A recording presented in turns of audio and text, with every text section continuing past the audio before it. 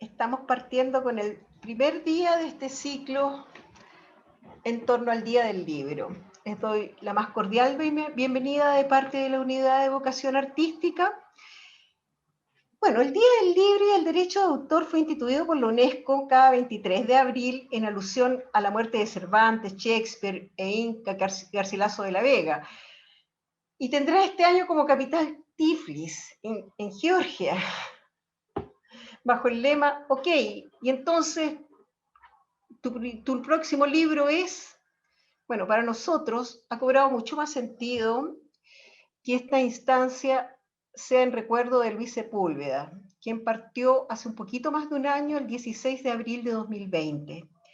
Y nuestra propuesta es recordarlo a través de algunos de los escritores que él mismo señaló en su recorrido y que le hicieron sentido tanto a su obra como a su vida de una u otra forma. Entre ellos, Francisco Coloane es el más preponderante. Luis Sepúlveda, permítanme dar un pequeñísimo recorrido sobre quién es Luis Sepúlveda, porque estamos empezando este ciclo. Luis Sepúlveda es uno de los autores hispanoamericanos más leídos y traducidos del mundo en estos momentos. Caballero de las Artes de la República Francesa y doctor honoris causa de las universidades de Toulon, de Francia, y de Urbino, de Italia. Su obra ha sido reconocida por importantes premios internacionales, entre ellos, en su juventud, el Premio Casa de las Américas, después viene el Premio Tigre Juan por un viejo que leía novelas de amor, el Premio Internacional Grisan Cavour, y así muchos otros. Escribió en total cerca de 40 libros de distintos géneros. Entre ellos destacan Un viejo que leía novelas de amor e Historia de una gaviota y del gato que le enseñó a volar, ambas llevadas al cine, y hay otras súper importantes también, por supuesto. Patagonia Express, Nombre de Torero, Mundo del Fin del Mundo, Últimas Noticias del Sur, que es un libro de viaje con fotos del fotógrafo Daniel Morsinski, con quien trabajó mucho Sepúlveda en su tiempo de corresponsal. El fin de la historia, Los calzoncillos de Carolina Bocachuraba. Estas son 17 crónicas que fueron publicadas por la editorial Aún Creemos en los Sueños, aquí en Chile. Historia de una ballena blanca es su última novela, que fue publicada en 2019. Bueno, y hablamos también, aparte de este gran escritor, de un ser humano extraordinario, que tuvo una vida riquísima, cargada de experiencia, anarquista, ecologista, viajero incansable. Formó parte del grupo de amigos personales, el GAP, de estos jóvenes encargados de la seguridad del presidente Salvador Allende, lo cual él destacaba como uno de los honores más grandes que tuvo en su vida, más allá de los premios. Luchó en la revolución en Nicaragua, defendió el medio ambiente en Europa, en África, fue corresponsal de Greenpeace en África. Hizo periodismo, cine, teatro. Bueno, y tras establecerse a fines de la década de los 90 en Gijón, Asturias, fundó el Salón del Libro Iberoamericano, una instancia muy importante para los escritores el día de hoy. Luis Sepúlveda es el responsable de que las obras del gran escritor que vamos a conocer hoy, Francisco Coloane, hayan sido traducidas, publicadas y reconocidas en Europa cuando Coloane tenía casi 80 años. Sepúlveda negaba este mérito y decía que todo era mérito de su gran maestro.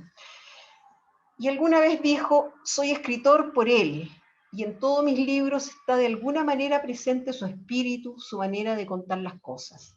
Eso fue en una conferencia que dictó en la Universidad Complutense de Madrid. Y en esa oportunidad también contó que cuando leyó el primer libro de Coloane que llegó a sus manos, que fue El Chilote Otey y otros relatos, sintió una especie de revolución interior, porque era un escritor que le contaba historias tan extraordinariamente bellas, extraordinariamente vitales, y de un mundo que estaba en su país, a unos miles de kilómetros al sur, que no era un mundo lejano como los que hasta entonces lo habían seducido, como los mundos de Fenimore Cooper, Julio Verne, Emilio Salgari, Jack London, Herman Melville.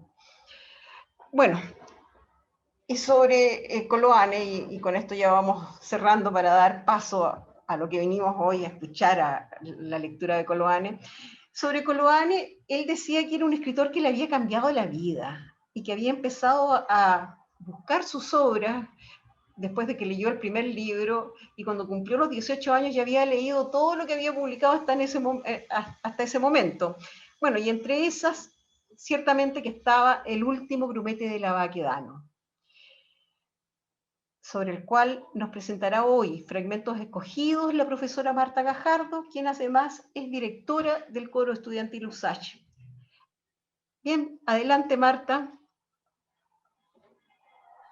Muchas gracias, Marcela. Estoy muy contenta de estar acá porque estoy haciendo una cosa diferente a la que hago siempre, que es dirigir el coro, y cuando uno dirige el coro tampoco se ve porque se ve la espalda solamente. Entonces ahora verlos cara a cara dentro de las posibilidades me tiene muy contenta. Cuando planeamos este día del libro y salieron a la mesa los títulos de los autores, yo dije, Coloane, Coloane, para mí, para mí, para mí, porque me encanta, porque este libro lo encuentro maravilloso, porque lo he leído varias veces ya y hoy día lo volví a leer, porque es cortito tal vez. Mire, yo tengo esta edición de Origo que tiene 94 páginas y antes de esta tenía una edición zigzag y antes de esta otra edición zigzag y antes creo que la primera vez que lo leí en una edición de papel roneo de unos libritos discretos, pero discretos, que venían de regalo con un diario de circulación nacional, porque eso era lo que había en ese tiempo, y venían con corchetes. Yo leía hartas cosas en esa colección y me gustaba leer. Después se compró el otro libro, más lindo, venía con otro diario, pero había que pagar un precio aparte, 1990 pesos, y te llevas esta otra edición. Y ahora de grande uno dice, voy a comprar los libros que siempre quise, en la mejor edición que pueda encontrar, y si encuentro otra, lo vuelvo a comprar. Eh, este libro está pensado para una lectura juvenil. Este libro se lee en los colegios.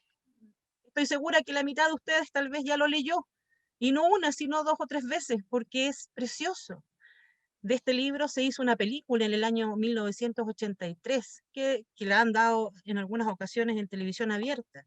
Después se remasterizó la película y creo que todos tenemos algunos sonidos y algunas imágenes muy lindas de esto. Cuenta la leyenda que Francisco Coloane escribió este libro en 15 días, que se encerró, le agarró los cuadernos tipo colegio y con un lápiz empezó, porque no tenía máquina de escribir, y en 15 días salió. También en los comentarios aparece que esto no es nada inventado, sino que son las propias vivencias de él, porque él tuvo la oportunidad de viajar por los mares, de estar en tierra, de hacer los más diversos oficios que se hacen en el sur de Chile, y conoció en carne propia eh, las angustias tal vez de un hombre de mar, y lo deja plasmado acá, pero con una letra hermosa. No es como, oh, mira, iba el barco y le pasó esto. No, pone una cantidad de drama que leerlo realmente es leerlo en voz alta, digamos, es un desafío, porque hay mucho de teatro en esto. Lo que dijo uno, lo que dijo el otro, y el grito, y el grito. Imagínense el relato de una tormenta en Coloane. Ya nos estás causando demasiadas expectativas, por favor. ¿Qué puedo decir?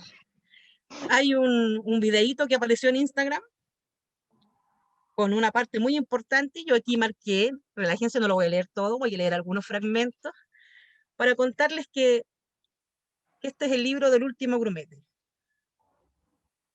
Se llama Alejandro Silva, tiene un hermano que se llama Manuel.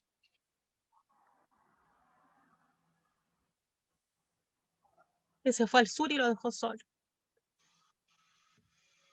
Pero él lo va a ir a buscar.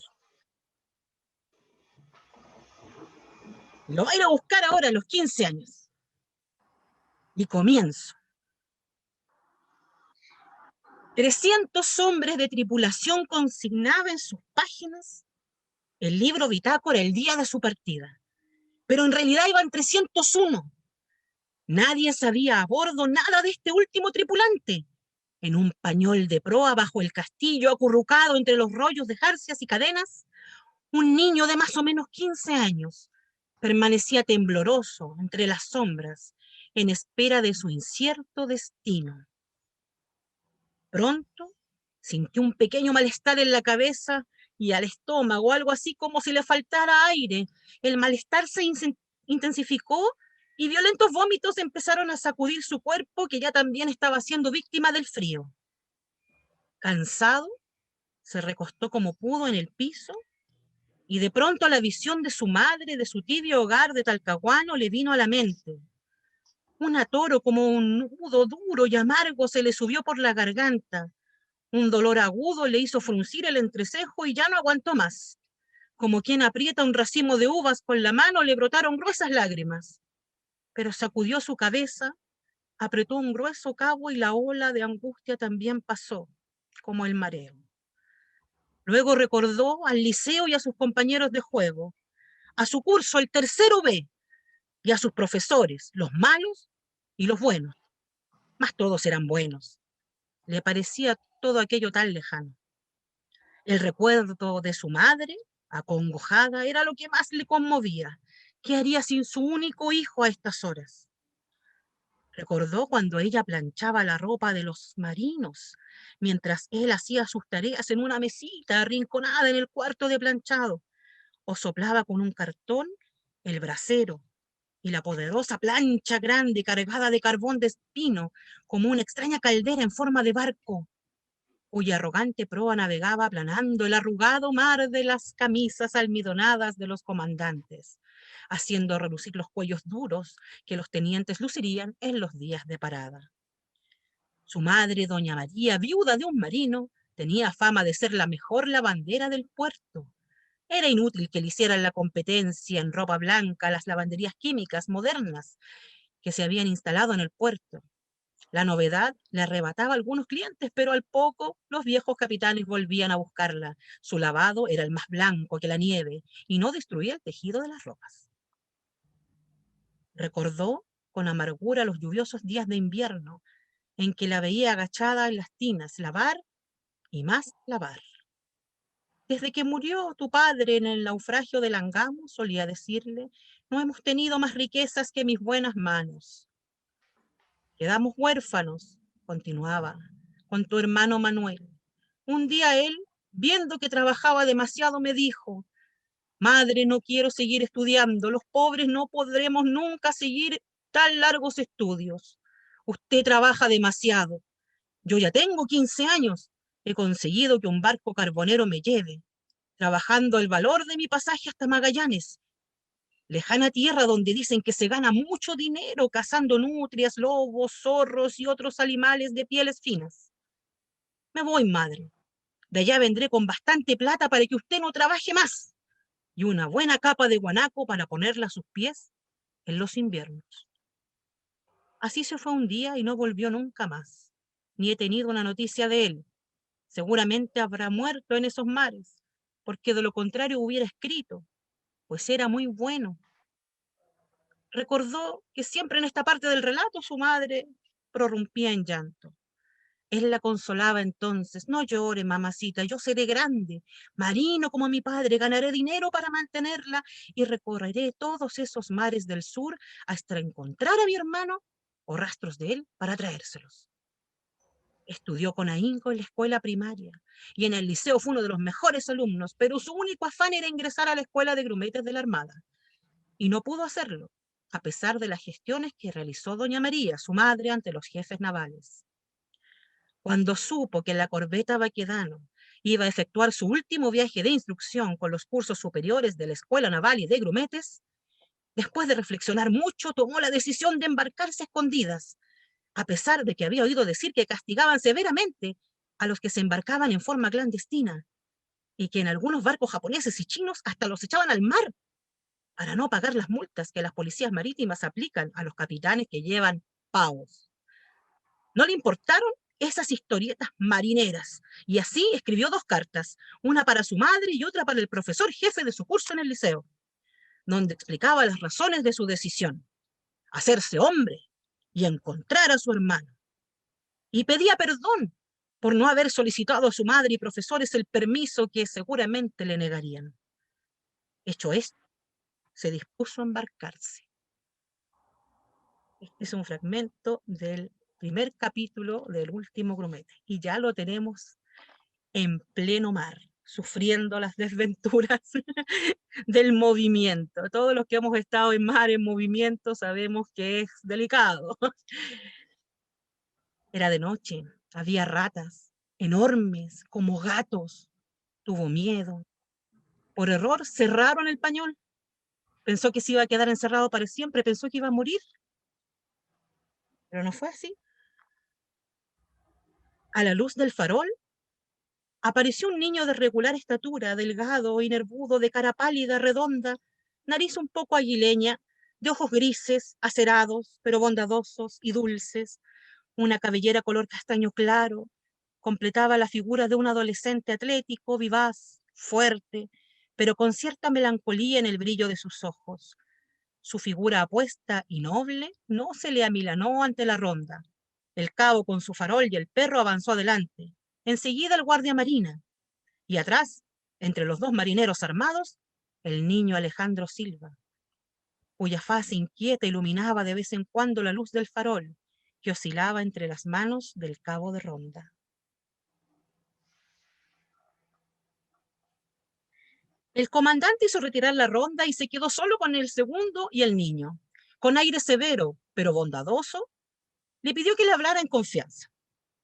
El niño, después de la dureza del oficial de ronda y del segundo, encontró al comandante tan bueno como al mejor de sus profesores y empezó a contarle su vida, la de su madre, viuda de un marinero de transporte a Angamos, el viaje sin regreso del hermano a Magallanes y por fin su decisión de hacerse marinero e ir a buscar a su hermano Manuel.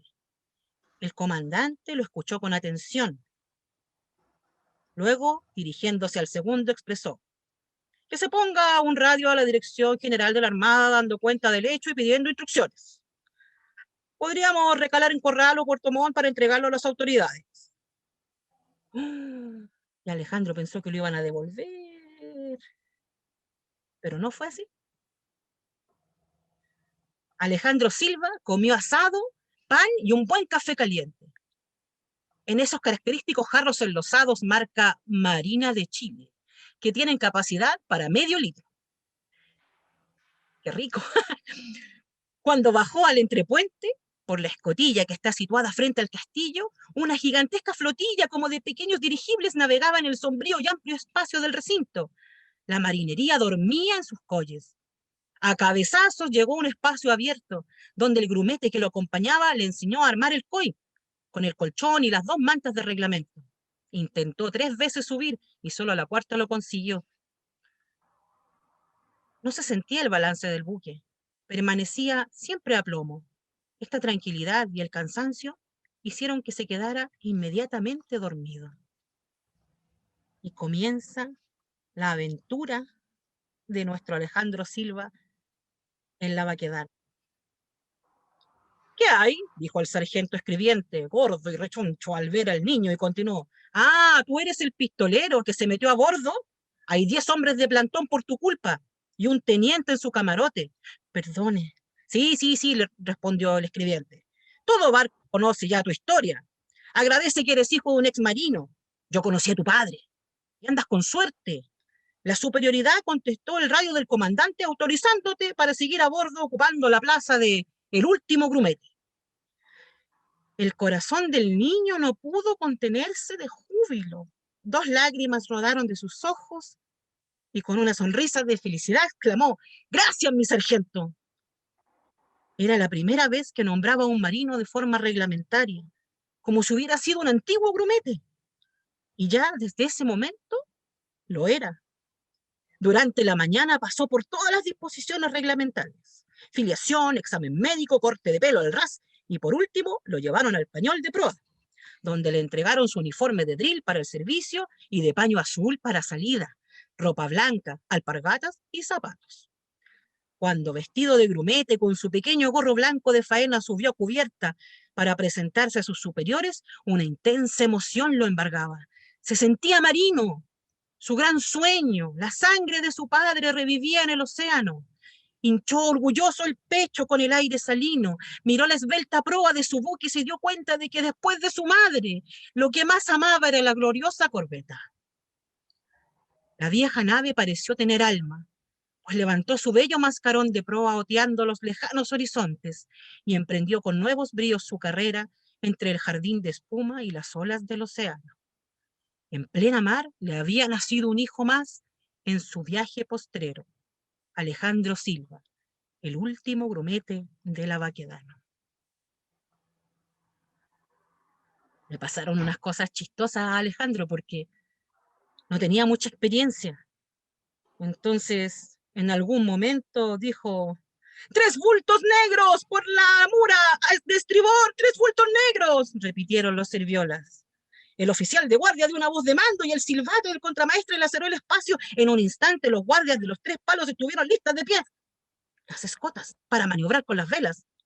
El grumete vio desaparecer los tres bultos que semejaban submarinos a gran velocidad y de nuevo gritó: ¡Desaparecieron los tres bultos! ¡Desaparecieron los tres bultos!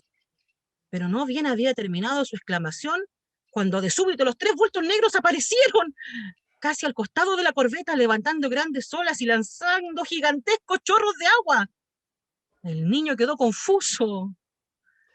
El mastelero del trinquete casi pasó rozando uno de los chorros en un vaivén y apenas se dio cuenta de lo que era, gritó con todas sus fuerzas: ¡Tres ballenas a babor! ¡Tres ballenas a babor!, repitieron los serviolas. Los enormes cetáceos con sus lomos color pizarra, relucientes, se alejaron velozmente hacia la vastedad del mar. Al descender de su guardia de tope, Alejandro vio que sus compañeros lo miraban con ironía. Al acostarse uno le dijo: hay que conocer a primera vista lo que se ve en el mar. Para otra vez grita desde un principio: ballenas a estribor. Y así no harás despertar y levantarse a todos los guardias. Mañana te van a hacer muchas bromas. El niño se mordió el labio inferior y un desgano pasó como una ráfaga helada por su cuerpo y su espíritu. Efectivamente, al otro día, en cuanto alguien lo avistó, le gritó: ¡tres vueltas a estribor! Y una carcajada resonó en el entrepuente. A la hora del almuerzo, la aventura de los tres bultos a estribor fue comentada por toda la tripulación. Ese día recibió el primer bautismo de los bromistas del barco. Fue reconocido por el apodo de Tres Bultos. Avanzamos en nuestra lectura. Le pasaron muchas cosas, pero nos vamos a detener en esta. Hubo una tormenta terrible. Deben leerlo nuevamente, aunque lean solo el capítulo de la tormenta.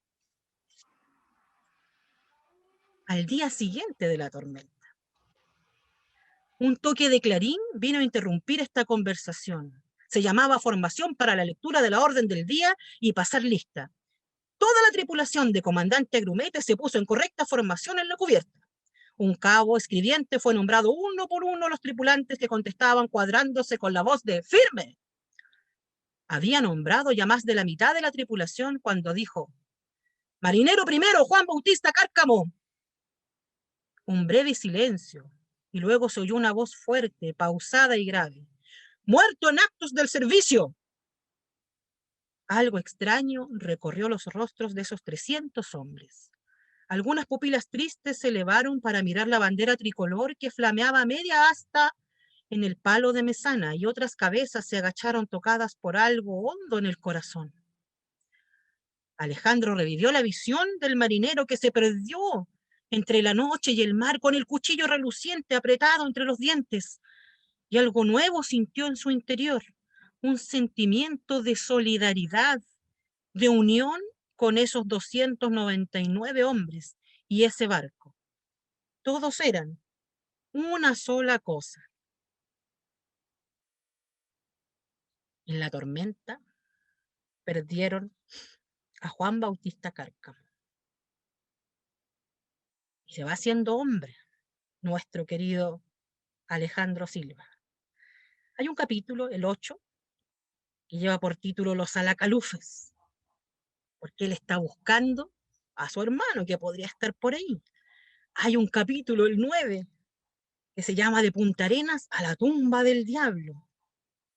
A mí me gustaba leer esto, pero no lo entendí bien hasta que fui a Punta Arenas, hace 2 años. Hace frío y el cielo es limpio, y hay mucho viento y hay mucho mar. en Punta Arenas, pudo bajar del barco. Y lo primero que hizo fue ir a la plaza de Punta Arenas, con sus árboles cargados de nieve como si fueran duraznos en primavera, tupidos de azahares. Estaba repleta de gente esperando a los marinos. La compañía presentó armas y luego desfiló gallardamente en medio de los aplausos y exclamaciones del público. Hubo grandes festejos durante una semana. En todas partes los jóvenes grumetes y cadetes eran jubilosamente recibidos. Al final de esa semana, un grumete muy joven, adolescente aún, ponía la siguiente carta en el correo de la localidad. Señora María, viuda de Silva, Talcahuano. Querida mamá, te escribo en la primera ciudad y en el primer correo que hemos encontrado después de tan largo viaje. Sé que usted ya me habrá perdonado, como me perdonó el comandante de mi buque, que me hizo grumete de la Armada de Chile. Aquí, en esta ciudad de Punta Arenas, todo es hermoso y blanco. Hemos visitado las grandes estancias donde pastorean los 2 millones de ovejas que dicen que tiene toda la Patagonia. Hemos visto frigoríficos donde congelan la carne que mandan al norte del país y a Europa, principalmente.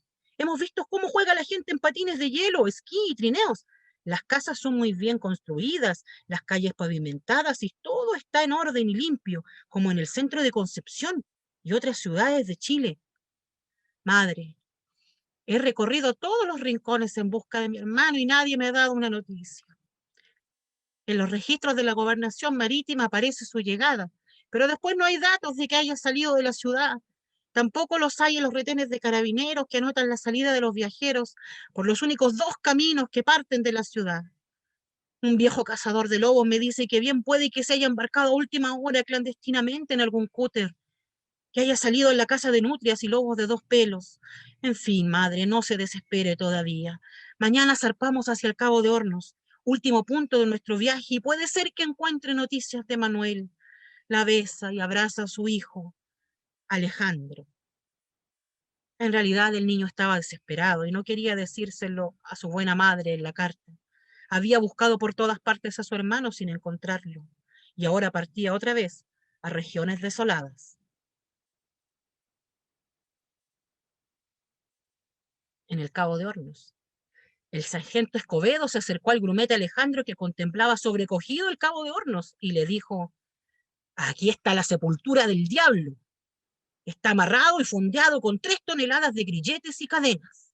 En las noches de tempestad arrastra sus cadenas debajo del mar, y los pocos marineros que lo han oído y están vivos dicen que es un ruido terrible que queda en los oídos para siempre, más horrible que el de la tempestad. Acababa de decir estas frases el sargento Carpintero cuando las grandes olas comenzaron a ennegrecer. Algunas bocanadas de viento vinieron tanto del Pacífico como del Atlántico, y la corbeta emprendió velozmente el regreso.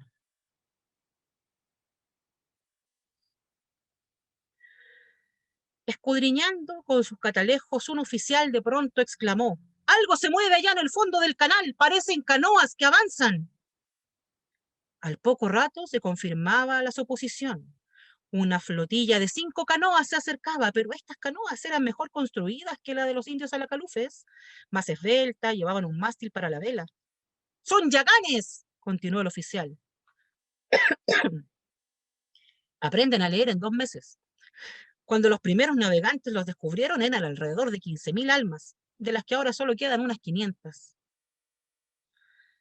No somos como los otros indios, no recibimos las cosas de limosna, sino que las compramos, para eso tenemos pieles y pepas de oro, exclamó el visitante. Pero usted no es indio, eso no le interesa, es lo mismo que si lo fuera.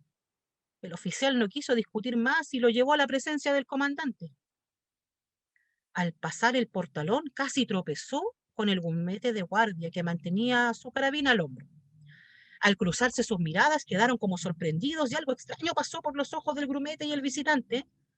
Solo fue un rápido instante. Este siguió a la cámara del comandante. Un compañero se acercó al grumete de guardia y le dijo: oye, Alejandro, mi hermano que fuera del que entró, tu cara y la de él son parecidas. Al oír la palabra hermano, el niño abrió la boca como si de súbito hubiera descubierto algo enorme y solo atinó a exclamar: a lo mejor es él. ¿Qué te pasa?, le dijo asombrado el otro grumete. Ando buscando a mi hermano Manuel, que partió al sur hace muchos años cuando yo era pequeño, dijo el grumete, revelando el secreto que también era la causa de su viaje. Al salir de la cámara, el grumete Alejandro Silva se cuadró ante el oficial que conducía al visitante y le dijo: «Permiso, mi guardia marina, para hablar con este hombre». El oficial accedió con un movimiento de cabeza sorprendido. «¿Para qué?», intervino secamente el eludido. «Quisiera saber su nombre», dijo el niño. «Eso no interesa en estas tierras», replicó molesto el visitante. El guardia marina de pronto se dio cuenta del parecido de las dos personas y esperó con curiosidad el término del diálogo. «Es que», balbuceó el grumete. Pero el extraño interrumpió: «Mi nombre no le interesa a nadie aquí. No soy un escapado del presidio de Ushuaia, sino un pacífico cacique de esta tribu de Yaganes que vive libremente de la caza». Terminó el cazador y sin esperar más siguió su camino. Alejandro quedó atónito, desolado, iba a decir algo, pero se le trabó la lengua de emoción. Estuvo al borde de una felicidad inmensa que ahora parecía escapársele por ese nudo de angustia que le apretaba la garganta. «Oiga, deténgase», ordenó el oficial y continuó. «¿Por qué no le dice su nombre al grumete? De todas maneras va a tener que decirlo porque no se le venderá nada sin firmar las facturas en que conste lo que ha recibido y entregado». «Bueno, si es así lo diré», dijo el cazador. «Me llamo Manuel Silva Cáceres». «Mi hermano», gritó Alejandro, abalanzándose a abrazarlo. La escena que presenciaron los tripulantes, que estaban tan cerca, fue patética. Los dos hermanos estaban abrazados con la más profunda emoción. Manuel se separó un poco y con el entrecejo ceñido de emoción contempló la cara de su joven hermano, cuyas lágrimas rodaban por su rostro, y le dijo: «Por eso algo raro me pasó cuando te encontré en el portalón. Al verte la cara de mi madre, se me vino a la memoria, pero jamás pensé que pudieras ser tú el pequeño Alejandro, que dejé un día en Talcahuano». Y la primera vez que yo leí este libro dije: «Hoy se encontraron, van a volver con la mamá y terminaremos todos felices». Y en 10 hojas Coloane me dijo otra cosa. Alejandro no aguantó y lo fue a ver a tierra.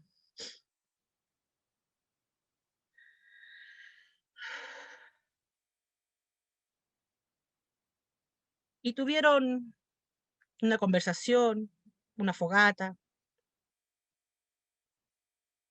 en fin. Las noches claras se acabaron y una gran nevada vino a poner fin a las fiestas de los Yaganes. El grumete debía partir a su barco. Los dos hermanos presintieron que algo les faltaba.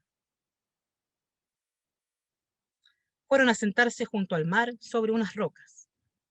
«Llevarás a nuestra madre 2 bolsitas de oro que tengo en el toldo», dijo Manuel. «Las bolsas son de cuero de lobo, curtido, y en las 2 hay más de 800 gramos. Además, 40 cueros de nutria y 10 de lobos de 2 pelos, para que haga con ella lo que desee, en mi nombre. No le digas todo lo que has visto. Dile que estoy trabajando en yacimientos de oro en una isla donde no pasan barcos, y que cuando haga más dinero regresaré a su lado. Y ahora embárcate en mi canoa, que mis hombres te llevarán a tu barco».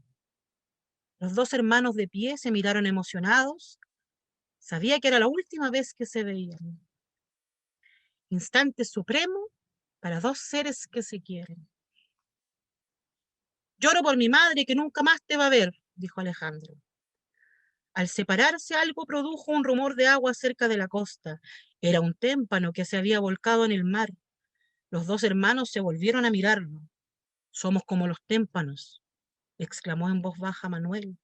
«La vida nos da vuelta a veces y nos cambia totalmente de forma». Al subir a la canoa Alejandro desde la playa, el cazador le alcanzó a decir: «No le cuentes nada a la pobre vieja y guarda el secreto del paraíso de las nutrias». Recalamos después en Castro, Kemchi, Ancud y Puerto Montt, y desde aquí nos fuimos en tren a Osorno. Conocí muchos puertos y ciudades, en todas partes desfilamos y fuimos aclamados por el público. La conversación tenía lugar en el cuarto de planchado de doña María, en Talcahuano. Su hijo le había narrado todas las aventuras de su viaje. «Me siento feliz, querida madre», continuó Alejandro, A bordo me aficioné a la radio. El suboficial radiotelegrafista me enseñó sus conocimientos e informó al oficial instructor de mi interés por esa rama y ahora acaban de destinarme, terminando el viaje de instrucción, a la Escuela de Radiocomunicaciones de la Armada, que se encuentra en Valparaíso, en Las Salinas. Ya gano un pequeño sueldo para mantenerme y un año más regresaré a las naves de la escuadra como radiooperador. Doña María, con los ojos llorosos, interrumpió a su hijo, que regresaba de tan largo viaje. Pero, hijo mío, todavía no me has dicho una palabra de tu hermano. Y me queda una página. Ah, mamacita, la gran noticia la estaba dejando para el último momento. Fue a buscar su saco cacharpero de ona y sacó de él un fardo de pieles de nutrias y lobos y 2 bolsitas de cuero. Aquí le manda a su hijo Manuel valiosas pieles y 2 bolsas que contienen más de 20.000 pesos en pepitas de oro. Está sano y salvo, buscando oro en una isla solitaria donde no pasan barcos, y me dijo que vendría en cuanto hiciera más fortuna. Luego narró el encuentro con Manuel en las heladas regiones del Cabo de Hornos, ocultando piadosamente, como se lo había prometido a su hermano, parte de la verdad, que si ustedes quieren saberla, tendrán que leer el libro. De pronto, le vinieron a la memoria las últimas palabras de su hermano y dijo: madre, esos témpanos que viene al sur son como los hombres, el mar como la vida, les hace dar muchas vueltas, siempre aparecen en la superficie con distintas formas. 15 días después, en Valparaíso, 2 grumetes se encontraban en el ascensor del Cerro Artillería. ¿Cómo te va, Silva?, exclamó uno y continuó: vengo de visitar al sargento Carpintero Escobedo. ¿Qué le pasa?, preguntó Alejandro. Está en el Hospital Naval de Playa Ancha, bastante trastornado. Cuenta raras historias de aparecidos y de buques fantasmas de los mares del sur. Dice que su querida Chancha, por la corbeta Baquedano, tiene un fantasma a bordo y que él es el único que puede desembrujarla. La verdad es que el pobre sargento no pudo resistir el alejamiento de la Baquedano y, como tú sabes, fue declarado fuera de servicio y se lleva pensando en regresar a bordo. Pasó toda la vida en ella. Ahora mismo voy a verlo. ¿Cómo está mi sargento?, dijo el niño acercándose al enfermo. Bien, hijo, ¿sabes? Nuestra querida Chancha la han embrujado. Tiene un fantasma a bordo. Está convertida en un pobre pontón.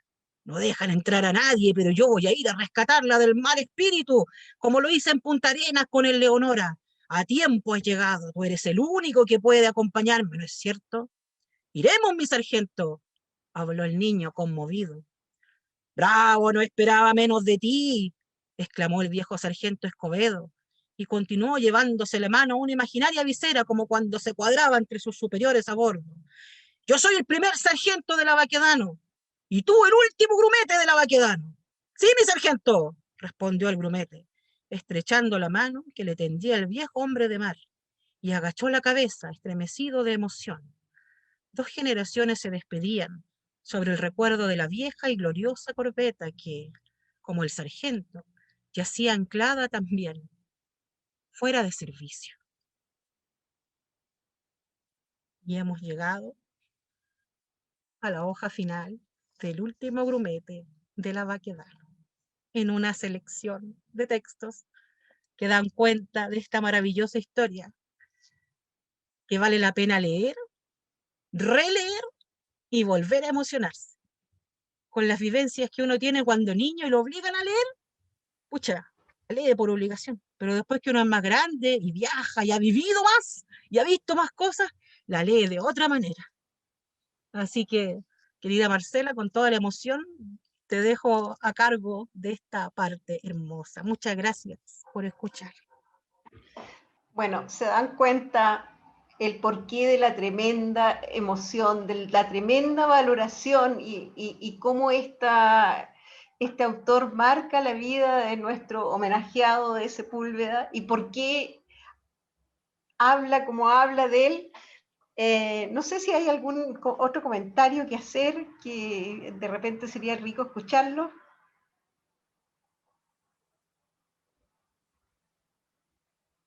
Ha sido una fascinación escuchar a Marta, en realidad. O sea, no siempre uno puede tener un lector de esa categoría, una lectora de esa categoría.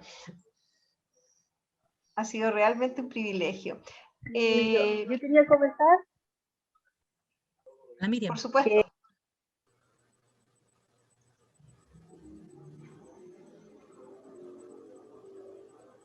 Miriam, estás muteada. A ver. Ahora sí. Ahí sí, ¿se escucha? Ahí sí. Que uno recuerda, ¿cierto?, con el relato de la Martita, eso que ella misma decía, que seguramente, ¿cierto?, la mayoría leímos el libro en el colegio ¿cierto?, y se nos imaginaba todo ese mundo del navegante, y ahora con su relato volvimos a imaginar, ¿cierto?, un poco sobre este maravilloso libro, así que, y además la selección de los textos que ella, ¿cierto?, hizo, son así, pero claves para entender un poco más, ¿cierto?, la historia, y así que muchas gracias, Martita. Perdón, Marcela, en relación a la lectura, yo creo que lo más importante cuando uno lea este tipo de literatura que está lleno de imágenes, por lo tanto, si no, quien la lee no conjuga con las imágenes la lectura, se transforma solamente en una mera lectura y que nosotros, en este caso lo que estamos escuchando, no logramos imaginarlo. Yo creo que eso fue lo que cautivó a Luis. Y hay una coincidencia importante, ¿eh? Porque siempre parece que en la vida de Luis los 15, los 14 y los 16 años fueron importantes. Algo ocurre en esa etapa de su vida que hace que o descubre a Coloane o descubre a Roca.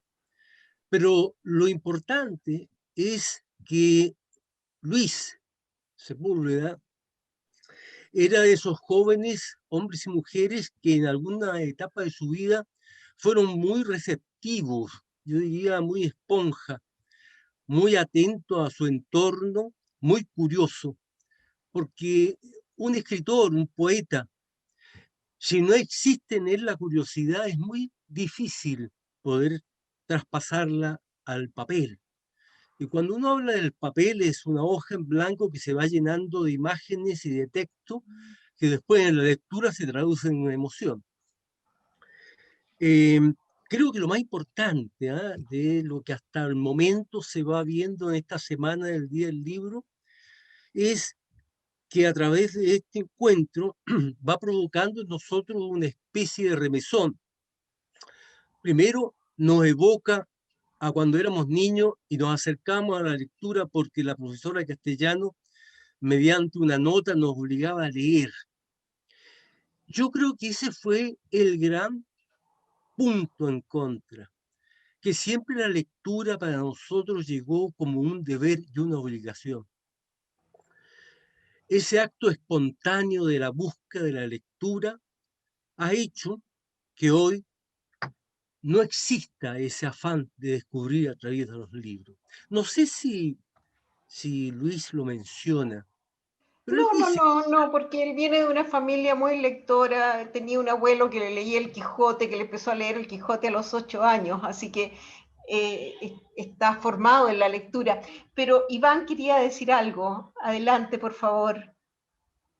Sí, yo quisiera felicitar a la profesora por los textos elegidos, por el maravilloso don que tiene de hablar muy bien, pronunciar muy bien y darle el matiz que corresponde a cada frase, cosa que no es fácil para nadie. Eso es el punto número uno. El punto número dos, a mí me parece extraordinario que Coloane vuelva siempre a estar presente, porque es un gran escritor, por supuesto. Y entonces mis palabras sean para la profesora, que ha hecho una muy buena presentación, ha removido sin duda alguna bastantes emociones de nosotros en distintos aspectos, en distintos matices, como decía el profesor, de cuando era joven, etcétera. Pero independiente de eso, en el aquí y el ahora, en el aquí y a la hora es importante haber escuchado estos fragmentos de Coloane. Yo, disculpe que me cite, lo leí anoche, lo releí una vez más, El grumete de la Baquedano, en una edición antiquísima de la editorial Zigzag, que está ahí.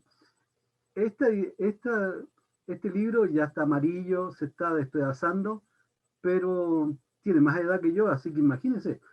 Entonces fue muy lindo leerlo, volverlo a leer, y lo hice precisamente en honor a que la profesora iba a presentar su libro, como una muestra de cariño, como una muestra de respeto, como una muestra de que lo que hace la profesora y generalmente, y todo lo que han hecho durante estas semanas que pasó y la que comienza, la gente realmente se ha entregado por entero. Así es que en mis mayores felicitaciones, profesora, y qué bueno haberte escuchado. Eso es.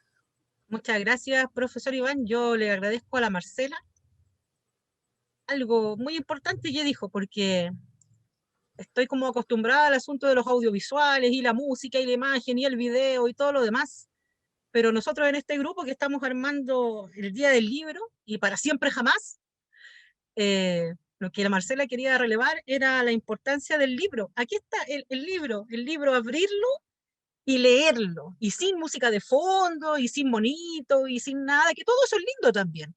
Pero esto también cautiva, decir, vamos a leer, estoy en la página 10, vamos, y leerlo en voz alta, que es un ejercicio que no todo el mundo hace. Uno tiene que leer y lee para callado, así. Y lee mal porque como está para callado, lee mal. Y por eso no lo entiende. Si uno hace el ejercicio de leer en voz alta, lo comprende mucho mejor porque entra por fuera. Entonces, un buen ejercicio la lectura en voz alta. Yo agradezco mucho este grupo y lo que nos dijo Marcela de relevar este tipo de lectura. Y estoy contenta de que esta sea la primera de 5 series que vamos a tener en torno al texto, en torno a distintos textos, con distintas actividades. Marce. Quisiera saber si hay alguien más que quiera opinar. Ernesto, por favor. Está muteado.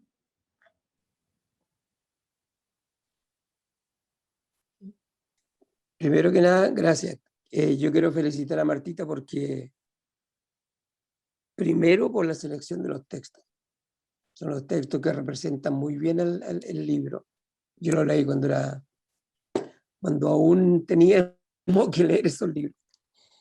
Segundo, que ella tiene una interpretación de la lectura que es muy difícil tal como decía el profesor Jaime Ramírez, no, perdón, el profesor Barrientos, que es muy difícil de alcanzar, de lograr.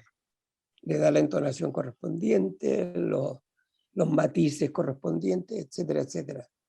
Pero a mí lo que más me impresionó fue la selección de los textos, que tienen que ver directamente con lo que significa el libro, y lo que yo creo que Pancho Coloane intentaba hacer. Hay otros libros de Pancho Coloane también que son muy interesantes, que tuvimos que leerlo, pero este es uno de los libros interesantes de ella. Ahora, lo curioso es que está referido también a la parte mar, ¿no? Y si ustedes se dan cuenta, hay muchos escritores que basan su literatura en el escenario marítimo, muchos escritores. Ustedes se van a dar cuenta que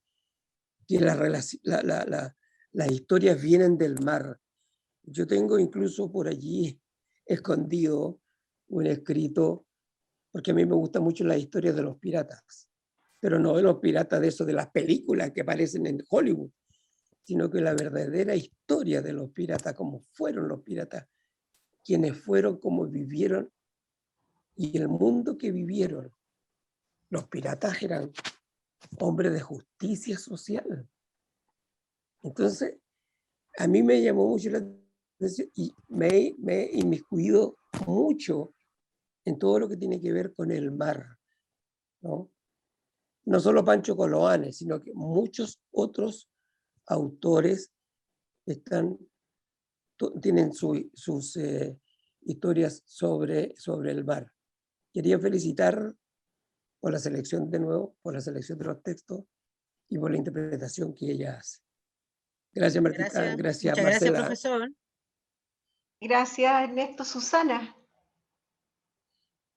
Sí, bueno, a lo mejor es repetir lo mismo, pero yo quería decir en lo personal, venía muy cansada, estaba con correos para allá, correos para acá, dije ya, me voy a unir porque quería saber cómo estaba esto de la lectura, y fue exquisito.